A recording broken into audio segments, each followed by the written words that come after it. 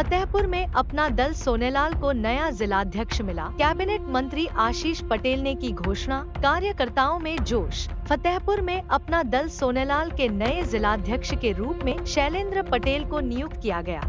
कार्यकर्ताओं ने जोश के साथ किया स्वागत। आशीष पटेल ने एनडी न्यूज से बातचीत में कहा, हम शिवाजी और सरदार पटेल के वंशज हैं। जनता असली और नकली पीडीए में फर्क समझती है। जी के वंशज हैं और शिवाजी का वंशज होने के नाते हम हमेशा शिवाजी की आइडियोलॉजी के साथ रहते हैं। हम शिवाजी के वंशज ही नहीं, सरदार पटेल के भी वंशज हैं और सरदार पटेल, शिवाजी, छत्रपति साहू जी महाराज की जो आइडियोलॉजी रही है, हम उस आइडियोलॉजी के साथ हैं और उस मेरे इन शब्दों में सब कुछ समा है। तो क्या आप मानते हैं कि औरंगजेब की कब्र हटानी चाहिए वहाँ से? मैं आपसे कह रहा हूँ ना कि मैंने क्या कहा कि हम छत्रपति शिवाजी महाराज, छत्रपति साहू जी महाराज और सरदार पटेल के वंशज हैं। और सरदार पटेल का वंशज जो है हमेशा उन विषयों पे बात करता है जो समाज के हित के लिए, उसकी एकता के लिए आवश्यक होता है। और छत्रपति शिवाजी का जो वंशज है और छत्रपति शिवाजी की आइडियोलॉजी पे चलने वाले लोग, उनकी आइडियोलॉजी को बहुत आगे ले जाने के लिए हमेशा तत्पर हैं। अखिलेश जी के पीडीए को कैसे देखते हैं? उनके पीडीए के बारे में तो मुझे सिर्फ इतना कहना है कि जब वो सरकार में रहते हैं तो उन्हें पीडीए याद नहीं आता, जो सरकार के बाहर जाते हैं तो उन्हें पीडीए याद आता। मैं तो आपके माध्यम से अखिलेश जी से एक बात पूछना चाहता हूँ कि वो सरकार में थे 2012 से लेकर 17 तक, उसके पहले 3 बार आदरणीय मुलायम सिंह जी की सरकार रही है। उन्होंने जाति जनगणना के विषय पर एक लाइन कहीं चलाई हो, कहीं लिखा पढ़ी में एक कागज चलाया हो, तो जनमानस के सामने आकर के बताएं कि बहुत हितैषी हैं पिछड़े वर्ग के। दूसरी बात,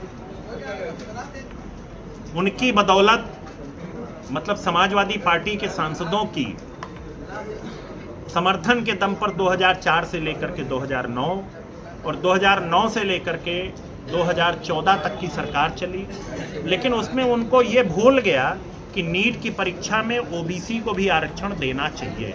यही नहीं, आदरणीय नेताजी रक्षा मंत्री थे, सैनिक स्कूल में पिछड़े वर्ग के लिए आरक्षण देना भूल गए। और इसके अलावा मैं तो एक बात और कहूँगा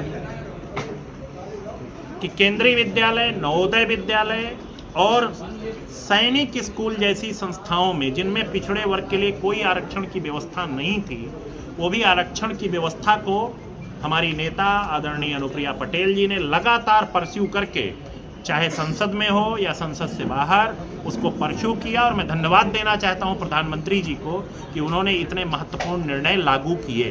तो अब आप इससे स्वयं अंदाजा लगा लीजिए कि कौन पिछड़े वर्ग का कागज में हितैषी है और कौन पिछड़े वर्ग का वास्तविक हितैषी है। जी धन्यवाद। बहुत बहुत। देखिए, आज मैंने जनपद फतेहपुर की जिला इकाई की संगठनात्मक बैठक ली है और एक नए जिलाध्यक्ष का यहाँ सर्वसम्मति से सब लोगों ने मिल करके, सभी वरिष्ठ लोगों ने चयन किया है और उसमें से श्री शैलेंद्र जी जो है मेरे बगल में खड़े हैं, इनको जिलाध्यक्ष सब लोगों ने चयनित किया है और जिनका माननीय राष्ट्रीय अध्यक्ष जी से अनुमोदन प्राप्त करके इनकी घोषणा की जाएगी। जी, अभी एक बयान चल रहा है प्रमोद कटनम का कि जो सपना जिन्ना ने देखा था वो राहुल गांधी देख रहे हैं और राहुल गांधी के रहते कांग्रेस पनप नहीं सकती। इसको किस तरीके से देखते हैं? देखिए, हमारी पार्टी सामाजिक न्याय की बात करती है और सामाजिक न्याय का कोई भी विषय होता है हमारी पार्टी इस पर करती है।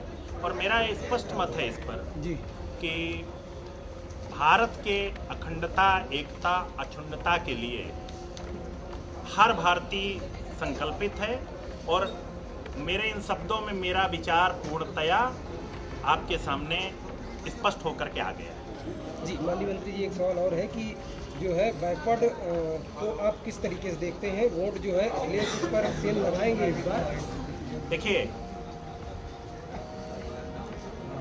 2017, 2019, 2022, 2024 के चुनावों में लगातार एनडीए ने बढ़त हासिल की है और एनडीए के साथ पिछड़े वर्ग का वोटर मजबूती से खड़ा है।